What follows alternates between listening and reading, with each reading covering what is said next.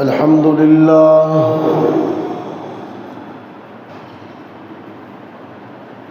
لله وحده والصلاة والسلام على من لا نبي بعده وعلى آله وأصحابه الذين أوفوا عهدا الذين هم مصابيح الرحمة ومفاتيح الغرر. أعوذ بالله من الشيطان الرجيم. بسم الله الرحمن الرحيم.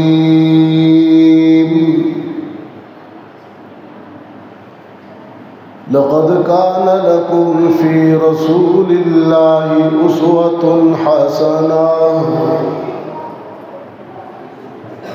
وقال تعالى في مقام آخر: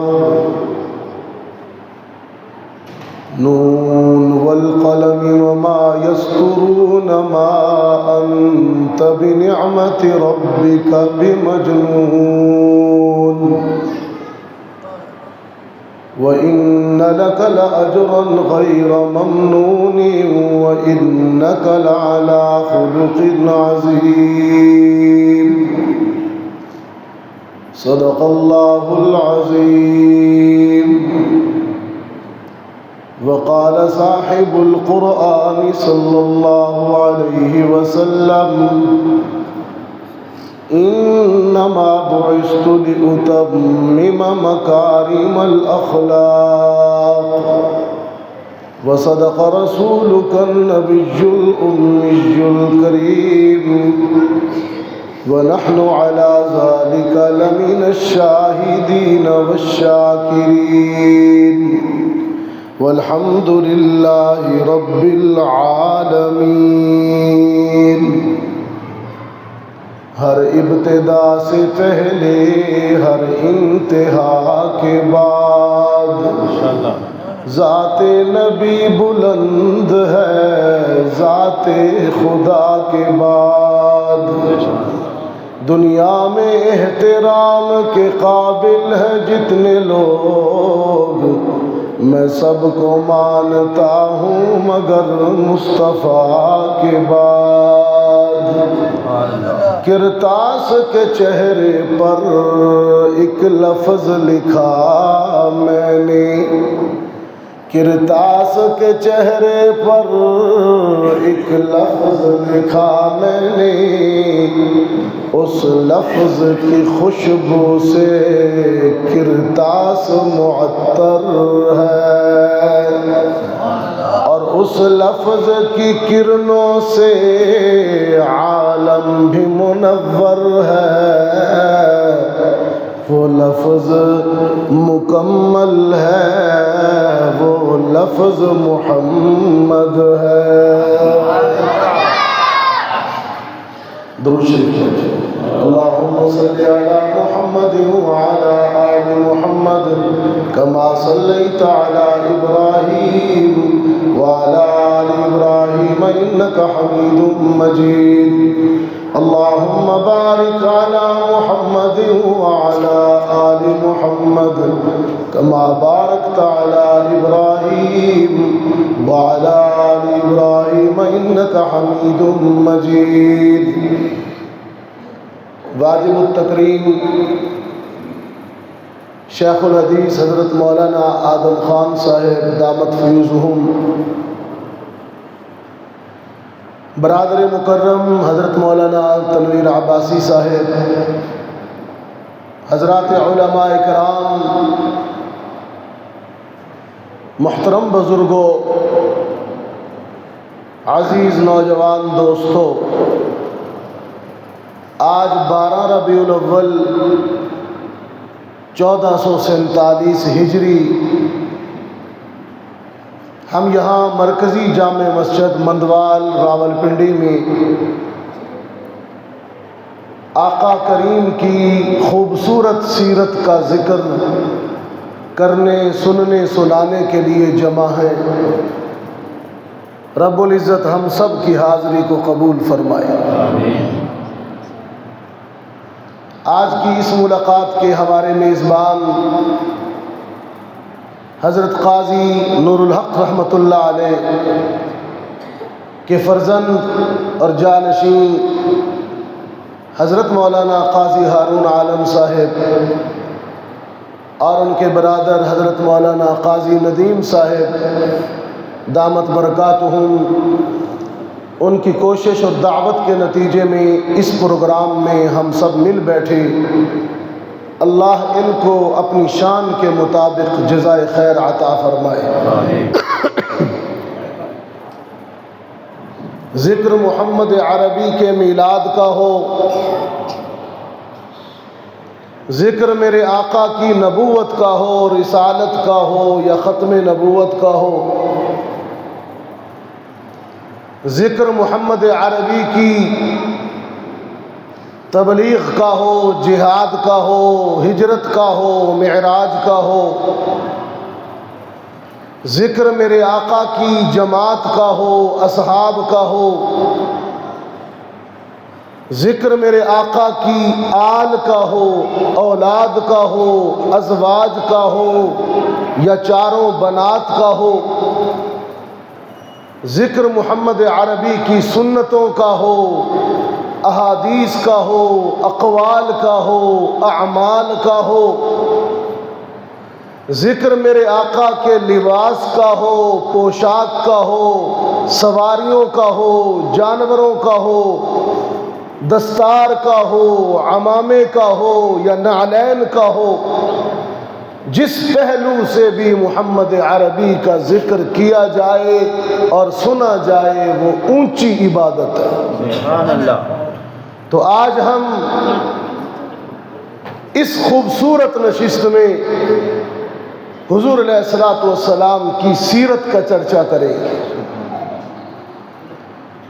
نبی اکرم صلی اللہ علیہ وسلم کا خلق، سیرت، کردار، عمل، اسوہ۔ بس ٹھیک ہے، بیٹھے نہیں، بیٹھے بزرگ، کوئی بات نہیں، بیٹھے، بس حرکت نہیں کرنی، اچھا آرام سے۔ نبی اکرم صلی اللہ علیہ وسلم کی سیرت، اسوہ اور کردار یہ ہے کہ ان کے ماننے والے، ان کا نام لینے والے اپنی زبان سے ہمیشہ سچ بولے۔ ٹھیک ہے، پہلی سیرت کا پہلا میسج، کیونکہ ان کا لقب اپنوں نے نہیں، دشمنوں نے بھی ان کو لقب دیا ہے صادق کا۔ کس کا؟ صادق، سچا، سچا۔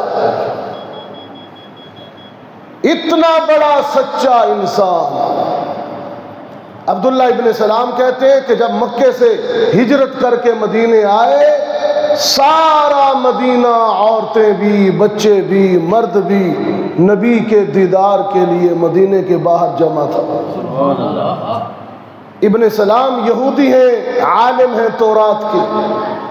عبداللہ ابن سلام یہ فرماتے ہیں میں بھی چلا گیا، جا کے دیکھوں تو صحیح کون آیا ہے۔ بچیاں کہہ رہی تھی طلع البدر علینا، 14ویں کا چاند مدینے میں آیا ہے۔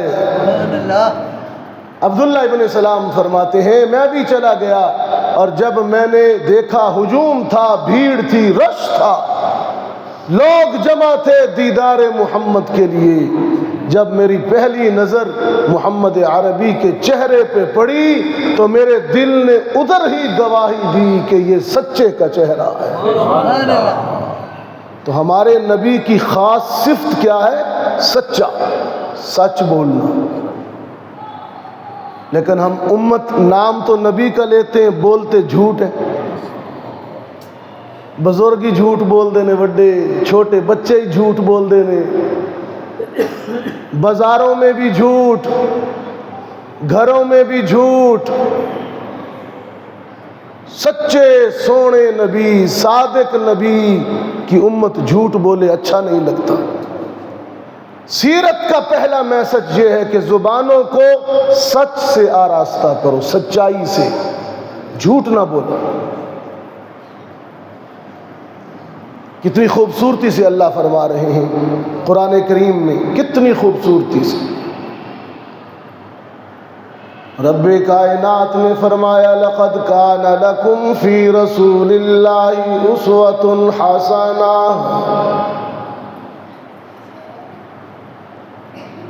ہم نے محمد عربی کی زندگی میں تمہارے لیے خوبصورت نمونہ، خوبصورت سیرت، بہترین طرز حیات بنا دیا ہے۔ سبحان اللہ۔ سرکار دو عالم صلی اللہ علیہ وسلم نے فرمایا جھوٹ نہ بولا کرو، سچ بولا کرو۔ کوئی مسلمان دوسرے مسلمان سے ترک تعلق نہ کرے، قطع رحمی نہ کرے، بول چال بند نہ کرے۔ کتنی خوبصورت سیرت۔ مسلمان کے لیے جائز نہیں ہے اپنے بھائی سے 3 دن سے زیادہ بول چال بند رکھے۔ سرکار دو عالم صلی اللہ علیہ وسلم نے فرمایا اگر کسی ناراضگی کی وجہ سے بول چال بند کی، ترک تعلق کیا، قطع کلامی کی، 3 دن گزر گئے، چوتھے دن خدا کی بارگاہ میں ان دونوں ناراض مسلمانوں، نہ بولنے والے بھائیوں کے نیک اعمال خدا کی بارگاہ میں پیش ہوتے ہیں۔ رب العالمین فرشتوں سے باوجود جاننے کے پوچھتے ہیں کیا ان دونوں نے صلح کر لی ہے، سلام کلام بات چیت شروع کر دیے کہ نہیں؟ فرشتے کہتے ہیں یا باری تعالیٰ ناراض ہو گئے تھے، ابھی تک بولے نہیں ہیں، ابھی تک ناراض ہیں۔ رب کائنات ارشاد فرماتے جب تک یہ دونوں مسلمان آپس میں صلح نہیں کریں گے، کلام نہیں کریں گے، بات چیت شروع نہیں کریں گے، میں عرش بری پر ان کا کوئی نیک عمل قبول نہیں کروں گا۔ نہ نمازیں قبول، مسترد نہیں، ریجیکٹ نہیں ہوگی، پینڈنگ ہو جائیں گی۔ اگر صلح کر لیں گے تو قبول ہو جائیں گی۔ یہ سیرت کا میسج ہے کہ قطع رحمی نہ کریں، صلہ رحمی کریں، ایک دوسرے کے ساتھ بول چال رکھیں۔ ام المؤمنین مخدومۃ المسلمین حبیبہ حبیب خدا سیدہ عائشہ صدیقہ رضی اللہ تعالی عنہا فرماتی ہیں ایک نوجوان رحمت عالم کی خدمت میں آیا، اس کے ساتھ ایک بوڑھا بابا بھی تھا، ایک بوڑھا شخص بھی تھا۔ سرکار دو عالم صلی اللہ علیہ وسلم نے اس نوجوان سے پوچھا یہ بوڑھا کون ہے؟ وہ نوجوان عرض کرنے لگا اللہ کے رسول یہ بوڑھا میرا والد ہے، یہ میرا باپ ہے، ابا جان ہے میرے۔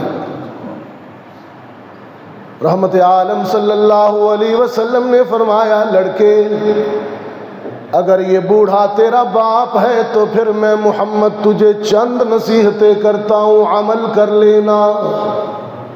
لا تمشی امامہ لا تقعد قبلہ لا تدعو لاسمہ، راستے میں چلتے ہوئے باپ کا ادب یہ ہے، باپ کا احترام یہ ہے، راستے میں چلتے ہوئے کبھی باپ کے آگے نہ چلنا، مجلس میں بیٹھتے ہوئے باپ سے پہلے نہ بیٹھنا، باپ کو نام لے کر نہ پکارنا، باپ کو گالی نہ دینا، باپ کو اتنا دکھی نہ کرنا کہ تیری اس کی آنکھوں سے آنسو آ جائے، اپنی چادر کو اپنے رومال کو یوں نہ جھاڑنا کہ گرد اور خاک باپ پر جا پڑے، ادب کرنا، باپ راضی رہے گا تو عرش بری پر رب بھی راضی رہے گا، اگر باپ روٹھ جائے گا تو عرشوں پر رب بھی روٹھ جائے گا۔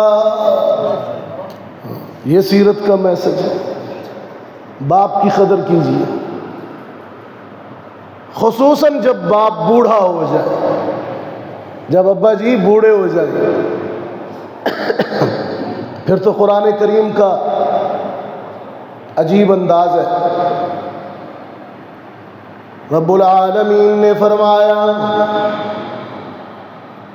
اما یبلغن عندک الکبر احدہما او کلاہما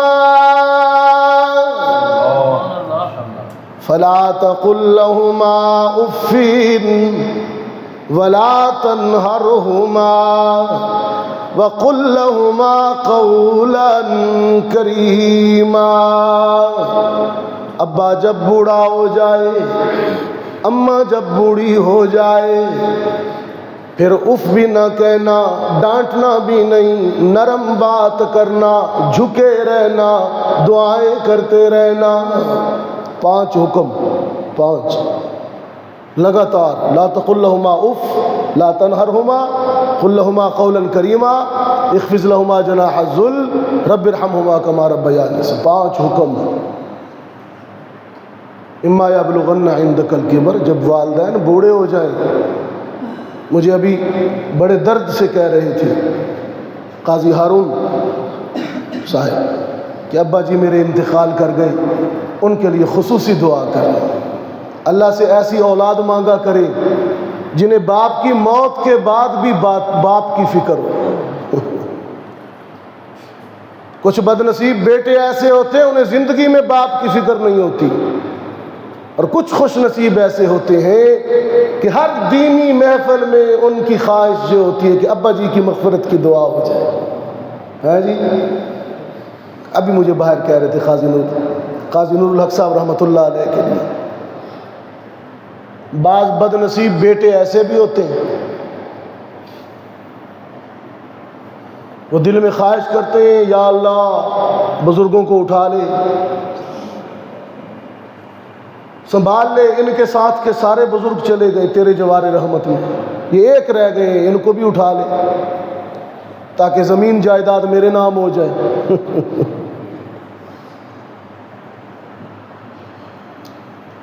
مندوال والو، قرآن کریم نے انسانی برادری میں سے کسی رشتے کی قسم نہیں کھائی، کسی رشتے کی رب قسم کوئی نہیں چکی، لیکن باپ ایسا مقدس رشتہ ہے، ایسی عظمت والا رشتہ ہے،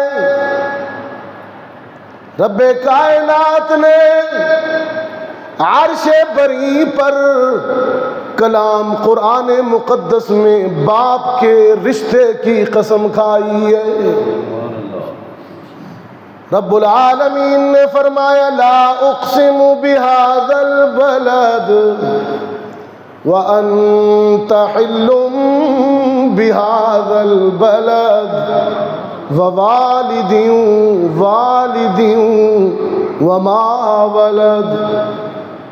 اے محمد شہر مکہ کی قسم، تیرے قدموں کی قسم، باپ کی قسم، اولاد کی قسم، اس رشتے کی عظمتوں اور تقدیس کی قسم۔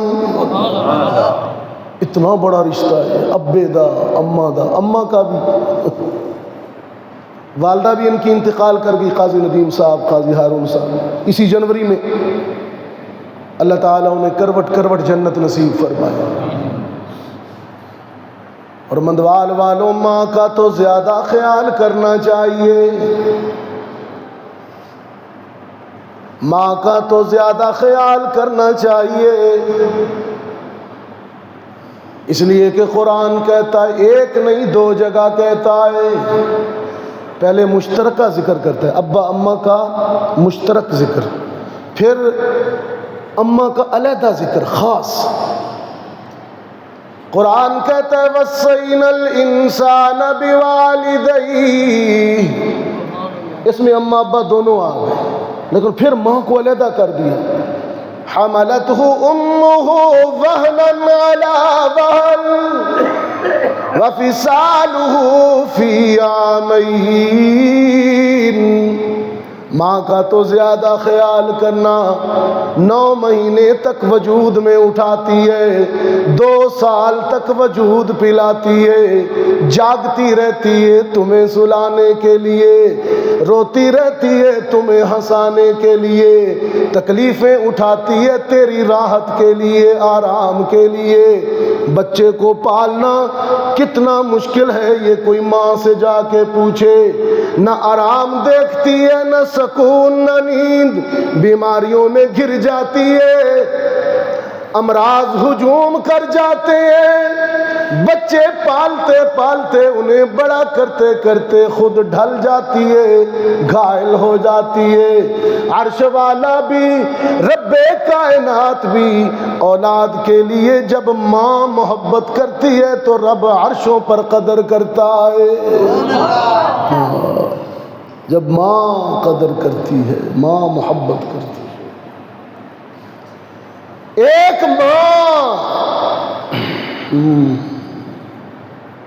ایک ماں دوڑ رہی تھی،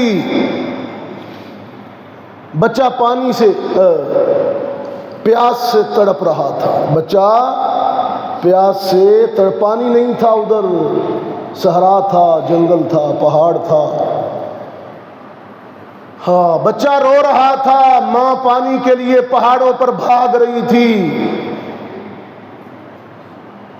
اسماعیل چیخ رہا ہے، ہاجرہ بھاگ رہی ہے، اسماعیل چیخ رہا ہے، ہاجرہ بھاگ رہی ہے۔ میں نے کہا تڑپتا ہے کوئی بیٹا، تڑپتا ہے کوئی بیٹا تو ماں کا دم نکلتا ہے، تڑپتا ہے کوئی بیٹا تو ماں کا دم نکلتا ہے، مگر جب ماں تڑپتی ہے تو پھر زمزم نکلتا ہے۔ رب العالمین نے فرمایا ہاجرہ پانی کا مسئلہ نہیں ہے، پانی کی بات نہیں ہے، پانی تو زمزم بنا کر تیرے لخت جگر کی ایڑیوں میں نکال دیا ہے، لیکن بیٹے کی محبت میں، اولاد کی محبت میں تو جو دیوانہ وار پہاڑوں پر دوڑی ہے، تیرا دوڑنا مجھے عرش بری پر اتنا اچھا لگا، اتنا پسند آیا کہ میں قیامت تک کے لیے تیری دوڑ کو عبادت بنا رہا ہوں۔ اب جب تک یہ حاجی صاحبان، عمرہ کرنے والے صاحبان ایک ماں کی طرح دوڑ کے نہیں دکھائیں گے، حاجی قبول نہیں۔ یہ جو حاجی دوڑتے ہیں یہ پانی تلاش کرنے کے لیے نہیں دوڑتے، نہ ہی ان کا اسماعیل پیاسا ہوتا ہے۔ ہاجرہ تو پانی کے لیے دوڑی، اس کا تو اسماعیل تڑپ رہا تھا، ہمارا کون سا اسماعیل تڑپتا؟ ہم کیوں بھاگتے؟ ہم اس لیے بھاگتے ہیں کہ ماں بھاگی تھی۔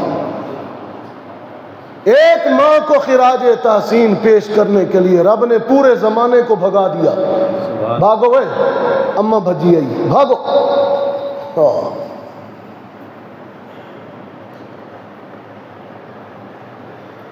کتنا بڑا مقام ہے۔ رحمت عالم صلی اللہ علیہ وسلم کی سگی ماں سیدہ آمنہ، سب کہیں سلام اللہ علیہا۔ ماں کا ذکر آیا تو اس ماں کا ذکر کیوں نہ کروں جس نے آج کے دن ایسے بیٹے کو جنم دیا جو نبیوں کا امام بنا۔ ماں کا ذکر آیا تو آمنہ کا ذکر کروں نا۔ سیدہ آمنہ فرماتی ہیں جب میرے شکم میں، میرے وجود میں میرے سرتاج عبداللہ کی امانت پل رہی تھی، میرا وجود مہکتا تھا، راستے میں چلتی تھی شجر و حجر بھی مجھے سلام کرتے تھے، کنویں پر پہنچتی تھی میری سہیلیاں میری ہمجولیاں ڈول پھینک کر پانی نکالتی تھیں، لیکن جب میں کنویں پر پہنچتی تھی تو پانی خود ہی اٹھ کر کناروں تک آ جاتا تھا۔ یہ بھی ماں ہے، اس کا ذکر تو آج بنتا ہے۔ میں نے کہا محمد کی پاکیزہ ماں سیدہ آمنہ، پاک ماں، مطہر ماں، طاہر ماں، محمد کی پاکیزہ ماں سیدہ آمنہ، تجھ پہ قربان کون و مکان سیدہ آمنہ، دو جہاں کے لیے، دو جہاں کے لیے صاحباں بن کے آیا نبی، دو جہاں کے لیے صاحباں بن کے آیا نبی، اور نبی کے لیے صاحباں سیدہ آمنہ، وہ جو سب کے لیے سایہ رحمت ہے، اس کی رحمت ماں ہے۔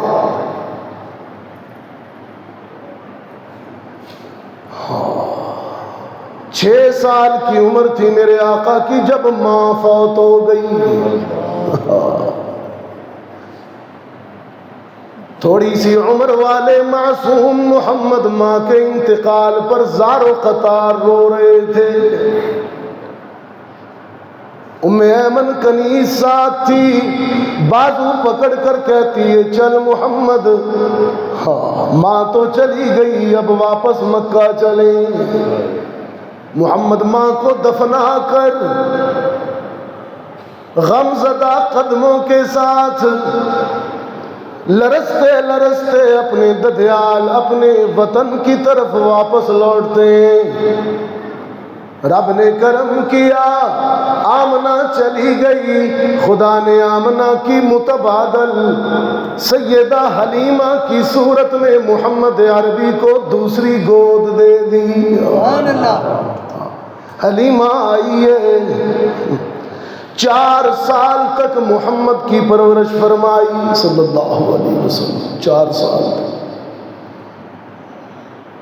پھر سرکار دو عالم مکہ میں آ گئے، زمانہ گزر گیا، نبوت مل گئی، صاحب معراج بھی ہوئے، صاحب قرآن بھی ہوئے، نبیوں کے امام بھی ہوئے، ختم نبوت کے تاجدار بھی ہوئے۔ 60 سال گزرے، 60 سالوں بعد حنین کی جنگ کے بعد رحمت عالم اسی حلیمہ کے علاقے میں خیمے لگائے ہوئے ہیں۔ تھوڑی دیر بعد چشم فلک نے یہ منظر دیکھا کہ صحابہ ایک بڑھیا کو ہاتھوں سے پکڑے لا رہے ہیں۔ رحمت عالم نے دور سے دیکھا، جھکی ہوئی کمر ہے، لرزتے ہوئے ہاتھ ہیں۔ رحمت عالم چہرے کی شفقتوں کو دیکھ کر پہچان گئے، یہ تو میری ماں حلیمہ آ رہی ہے۔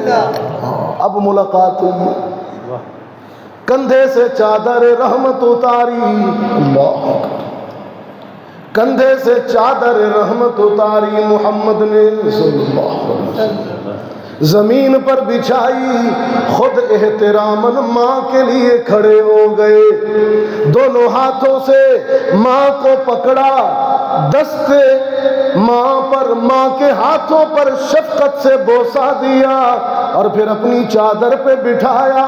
خود محمد تصویر ادب بن کر، تصویر احترام بن کر ماں کے سامنے بیٹھ گئے، دودھ کا پیالہ منگوایا، دودھ کو شہد اور کھجور سے میٹھا کیا، نبیذ تمر بنایا، پھر نبوت والے دونوں ہاتھوں سے اپنی ضعیفہ ماں حلیمہ کو دودھ پلانا شروع کر دیا۔ یہ دیکھیں ماں کا کیا احترام کر رہے ہیں۔ ہاں، 2 عورتیں ہیں مندوال والوں، جن کے احترام میں محمد عربی کھڑے ہوئے. دو عورتیں، ایک یہ اما حلیمہ بعد از نبوت، ایک اور عورت بھی ہے، بس وہ بتاؤں آپ کو اور پھر آپ سے اجازت چاہوں. دو عورتیں ہیں محمد، دو رشتے ہیں عالم نسوانیت کے. دو رشتے ایسے ہیں جن کے لیے محمد ادباً احتراماً کھڑے ہوئے.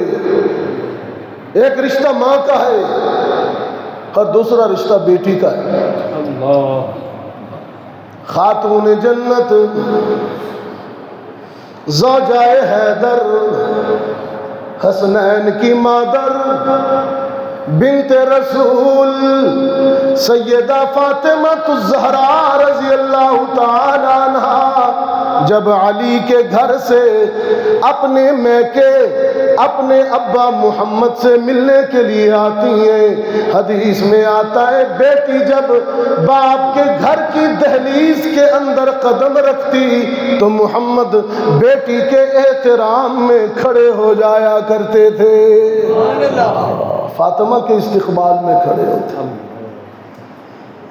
اپنی جگہ پہ بٹھاتے، ہاتھ پکڑ دیتے، بیٹی کی پیشانی پر بوسہ دیتے.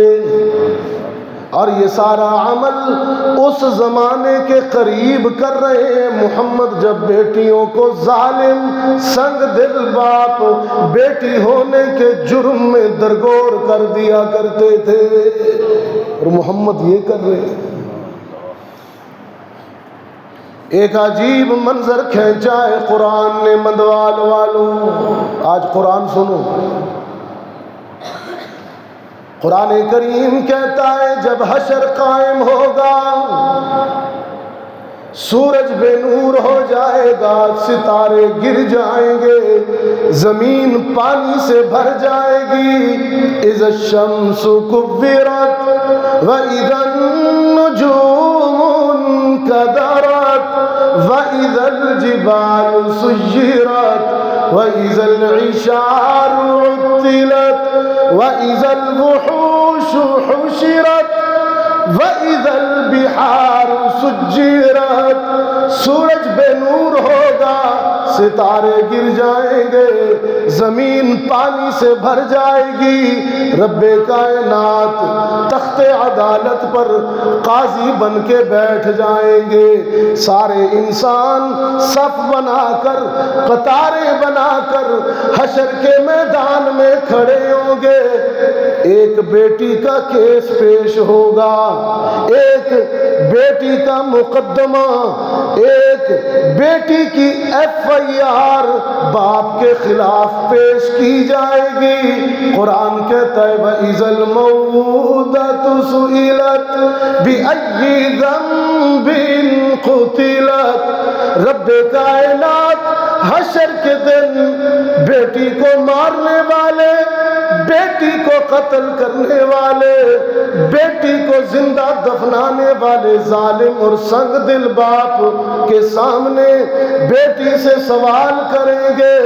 بیٹی سے پوچھیں گے بتا بیٹی، تیرے ظالم باپ نے، تیرے سنگ دل قاتل باپ نے تجھے کس جرم میں دفنایا، کس جرم میں زندہ درگور کیا؟ بیٹی اللہ کے حضور عرض کرے گی خدا بندہ میرے ظالم باپ نے مجھے اس لیے مارا کہ میں بیٹی تھی، بیٹا نہیں تھی، بیٹی تھی.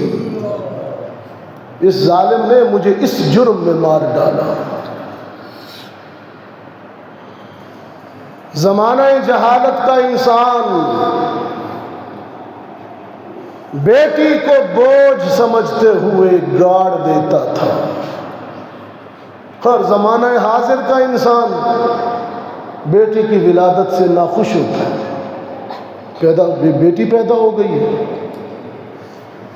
سندھ کے وڈیرے اور جاگیردار بیٹیوں کو وراثت میں حصہ ہی نہیں دیتے، محروم کر دیتے. حالانکہ شادی بچی کی جب شادی ہوتی ہے بیٹی کی، یہ خدا کے نام پر ہجرت کرتی ہے باپ کے گھر سے،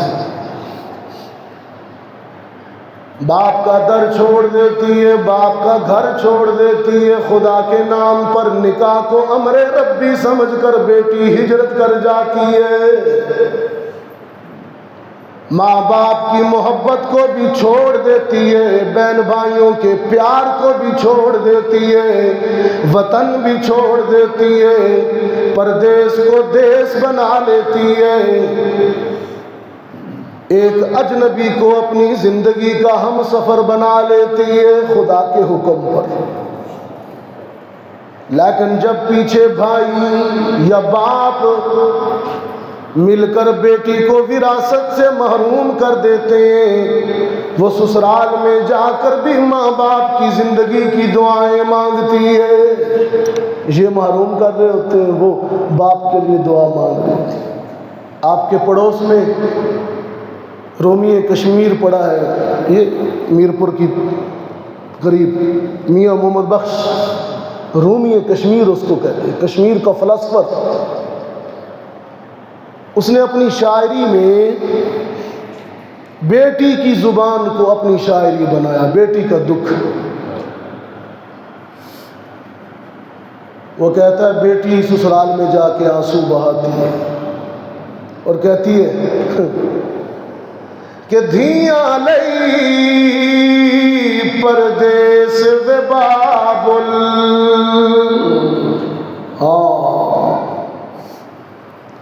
دھیاں لئی پردیس وے بابل، تے پتراں لئی جگیراں،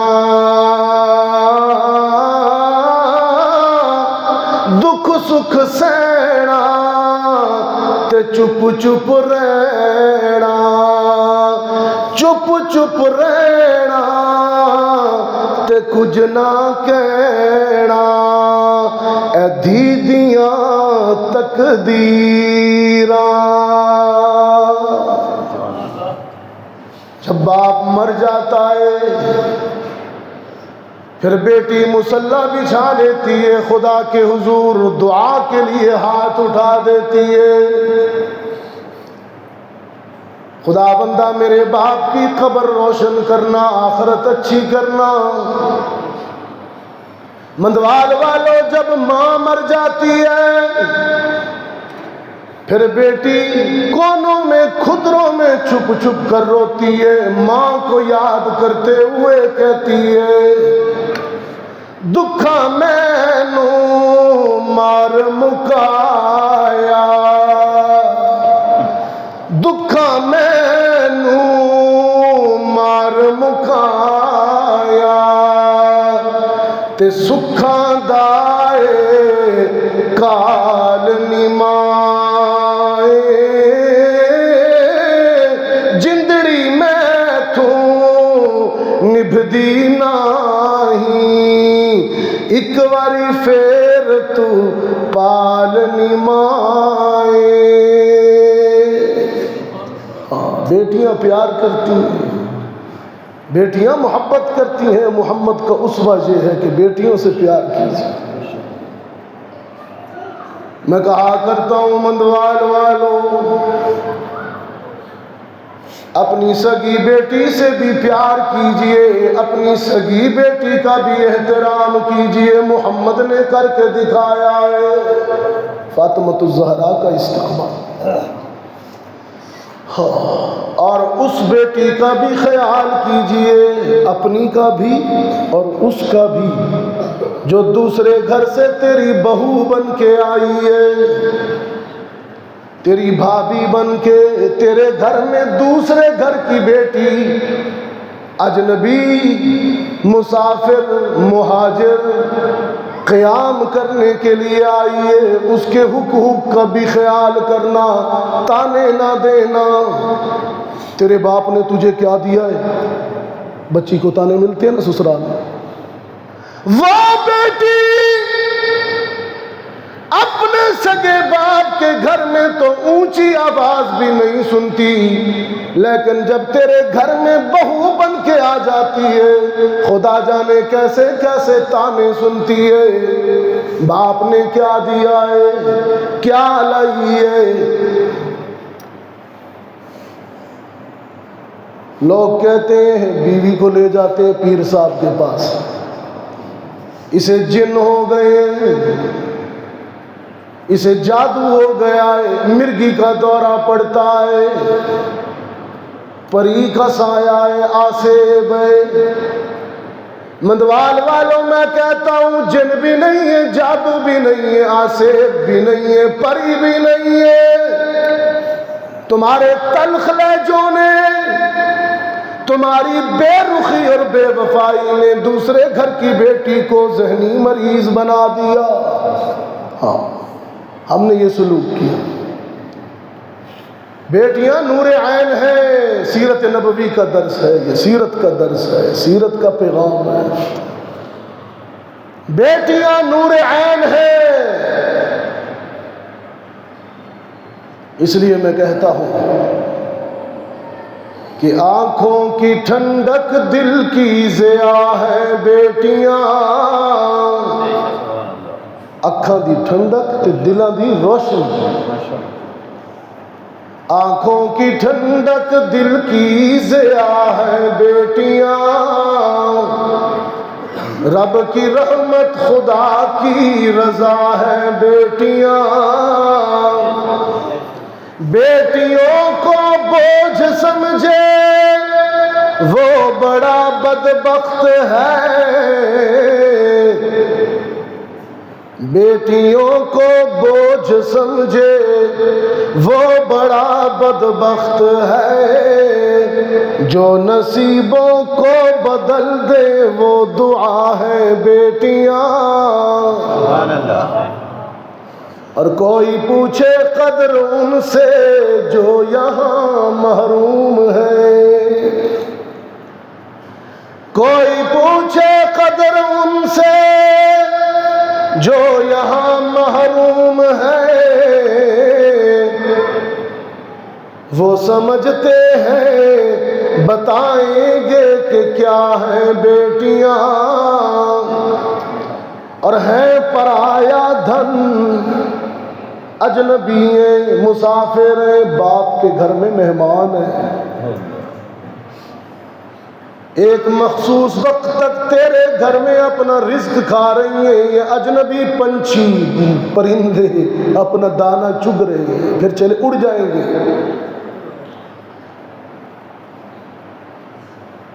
ہے پرایا دھن مگر اپنی ہی رہتی ہے صدا، ہے پرایا دھن مگر اپنی ہی رہتی ہے صدا، بڑھ کے بیٹوں سے بڑھاپے کا عصا ہے بیٹیاں، بڑھاپے کا سہارا بیٹی۔ بیٹیوں کا خیال کیجئے، بیٹوں کی بھی تربیت کیجئے، بیٹے بھی سلامت رہیں، بیٹے بھی سلام، ان کی تربیت کریں۔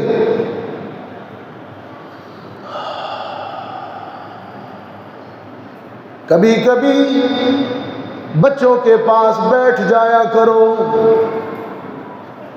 صبح چلے جاتے ہو ملازمت پر، کھیت پر، مکان پر، دکان پر، سارا دن گھر سے باہر رہتے ہو، شام کو آتے ہو، دوستوں کے ساتھ بیٹھ جاتے ہو، بیٹوں کو ٹائم نہیں دیتے، اولاد کے پاس بیٹھتے نہیں ہو، لنک نہیں بناتے ہو، تعلق نہیں بناتے ہو، باتیں نہیں کرتے ہو، اس لیے اولاد دور ہے۔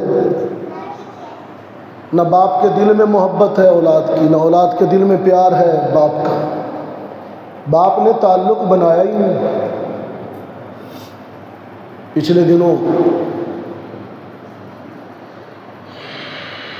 منڈی باؤدین میں اکلوتا بیٹا کویت سے آیا، باہر تھا، کویت سے پاکستان آیا، باپ دیندار بھی تھا، ذمہ دار بھی تھا. بیٹے نے آتے ہی کہا ابا جی جڑی زمین ویچی ہے وہ 2 کروڑ دی، 1 کروڑ مینوں دیو. باپ نے کہا بیٹا وہ میں نے کسی مقصد کے لیے بیچی ہے، تو نے کیا کرنا ہے؟ اس نے کہا میرا حصہ ہے مینوں دیو، ادھا توڑا ادھا میرا، میں 1 پتر میرا حصہ ہے. یہ بھی غلط فہمی ہے بچوں کی، سمجھایا نہیں ہے نا. اس نے کہا حصے سے کیا مطلب تمہارا؟ حصے تو مراد وراثت جڑا میرا حصہ بنتا ہے. بابا جی نے کہا بچہ وراثت تو موت تو بعد ہوندی. وراثت آج کل کے بچے پیسے کے اتنے پجاری ہیں کہ باپ کی زندگی میں حصے مانگتے ہیں. بھئی حصے تو موت کے بعد ہوتے ہیں. زندگی میں تو باپ کی مرضی ہے وہ دے یا نہ دے، وہ تو اس کی ملکیت ہے. ایسا بدبخت تھا وہ بیٹا. خدا ایسی اولاد سے تو نہ ہونا ہی بہتر. اس نے کہا اچھا ابا حصے موت تو بعد مل دینے تو پھر مرو. سینے میں گولیاں ماری. پولیس آئی پکڑ کے لے گئی. اب سزائے موت ہوگی، نہ باپ رہا نہ وراثت. انجام دیکھو، نہ زمینیں رہی نہ زندگی رہی. کیا فائدہ ہوا؟ کال ابھی پڑا ہوگا کسی کال کوٹھری میں سڑتا ہوا. کوئی چھوڑے گا اس کو؟ بچوں کی تربیت کریں، انہیں دین سکھائیں، قرآن سکھائیں، انہیں اللہ والوں کی صحبت میں بٹھائیں، مجلس میں مدارس میں بھیجیں، انہیں پتہ ہو کچھ. کبھی کبھی بچے کو پاس بٹھا دیا کریں، اس سے پوچھا کریں بیٹا موت تو برحق ہے، اگر میں مر جاؤں تو میری جنازے میں کیا دعا پڑھو گے؟ آپ کو ساری تربیت سامنے آ جائے گی کہ آپ نے کیا تربیت کی ہے. اگر اس نے آپ کو جنازے کی دعا سنا دی پھر تو مبارک. اگر بالغ بیٹا آپ کو جنازے کی دعا نہ سنا سکا تو پھر اتنا ایک تعلق ہے اس کا آپ سے. موت تو لمحوں میں آئے گی، تو لمحوں میں دعائیں یاد کرتا رہے گا وہ، یا آپ کی تدفین و تجہیز کا انتظام کرے گا؟ بچوں کو دین سکھائیے. قرآن کہتا ہے قُوا أَنفُسَكُمْ وَأَهْلِيكُمْ نَارًا. کتنا درد ہے اس حکم میں. یا ایھا الذین آمنوا قُوا أَنفُسَكُمْ وَأَهْلِيكُمْ نَارًا. خود بھی بچو، اپنی اولاد کو بھی بچاؤ جہنم سے. وَقُودُهَا النَّاسُ وَالْحِجَارَةُ. بچو، تربیت کرو بچوں کی، اچھی اور نیک تربیت کرو. بڑی لمبی باتیں ہو گئیں آپ سے، اتنا ارادہ نہیں تھا میرا. اللہ میری حاضری، حضرات علماء کی موجودگی میں پھر لمبی بات کرنا، میں ان سے معذرت کرتا ہوں، بے ادبی ہے. اللہ تعالیٰ میری حاضری کو قبول فرمائے. حضرت شیخ الحدیث تشریف فرمائے، انشاءاللہ آپ سے گفتگو فرمائیں گے. وآخر دعوانا الحمدللہ.